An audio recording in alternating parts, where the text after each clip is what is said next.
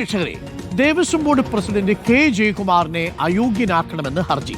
സർക്കാർ ശമ്പളം പറ്റുന്നയാൾ ബോർഡിൽ വരുന്നതിന് അയോഗ്യതയുണ്ട് എന്നാണ് ഹർജി കൊടുത്തിരിക്കുന്നത്. B Ashok Kumar IAS.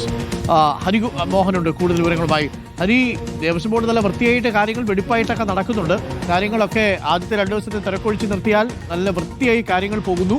അവിടെ ദേവസ്വത്തിലെ ഉദ്യോഗസ്ഥരെ മുഴുവൻ മൂക്കുകയറിയിട്ട് വളരെ കൃത്യമായി ഈ കാര്യങ്ങൾ വെടിപ്പായി പോകുന്നതിനിടയിലാണ് ഇപ്പോൾ ഇങ്ങനെ ഒരു ഹർജി വന്നിരിക്കുന്നത്.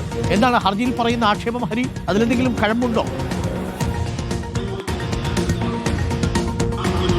അരുൺ, ഇതിനകത്ത് ഒരു പ്രധാനപ്പെട്ട കാര്യമെന്ന് പറയുന്നത് ഇത് ചില നിയമവശങ്ങൾ ചൂണ്ടിക്കാണിച്ചുകൊണ്ടാണ് doctor B Ashok IAS Thiruvananthapuram principal sessions കോടതിയെ സമീപിച്ചിരിക്കുന്നത്. അതുപ്രകാരം തിരുവിതാംകൂർ കൊച്ചി ദേവസ്വവുമായി ബന്ധപ്പെട്ട ഹിന്ദുമത സ്ഥാപന നിയമം 7(3) അനുസരിച്ചുള്ള ഒരു ചട്ടത്തിലെ ലംഘനമാണ് K Jayakumar Devaswom board president സ്ഥാനത്തേക്ക് വന്നത് എന്നുള്ളതാണ്. കാരണം അതിനകത്ത് പറയുന്നത് ദേവസ്വം ബോർഡിന്റെ അംഗമോ അല്ലെങ്കിൽ പ്രസിഡന്റോ ആരാകുന്നതിനും മറ്റൊരു പദവിയിൽ ഇരിക്കാൻ പാടില്ല എന്നതടക്കമുള്ള ചില കാര്യങ്ങൾ അതിനകത്ത് പറയുന്നു. അങ്ങനെ നോക്കുമ്പോൾ നിലവിൽ institute of management in government, അതായത് IMG-യുടെ ഡയറക്ടർ കൂടിയാണ് ഡോക്ടർ കെ ജയകുമാർ എന്നുള്ളതാണ് ബി അശോക് IAS ചൂണ്ടിക്കാണിക്കുന്ന ഒരു കാര്യം. അതുകൊണ്ട് ചട്ടലംഘനമാണ്, അയോഗ്യതയുണ്ട് ഈ പദവിയിൽ ഇരിക്കുന്നതിന്. കാരണം സർക്കാരിന്റെ ശമ്പളം ഒരു നിലയ്ക്ക് പറ്റുന്ന ഒരാൾ മറ്റൊരു പദവിയിലേക്ക് വരിക എന്ന് പറയുന്നതാണ് ഇതിനകത്ത് ചട്ടലംഘനമായിട്ട് ബി അശോക് ചൂണ്ടിക്കാണിക്കുന്നത്. ഇതിന്റെ അടിസ്ഥാനത്തിൽ ഇപ്പോൾ പ്രിൻസിപ്പൽ സെഷൻസ് കോടതി സർക്കാരിനും ദേവസ്വം സെക്രട്ടറിക്കും ജയകുമാറിനും നോട്ടീസ് അയച്ചിട്ടുണ്ട്.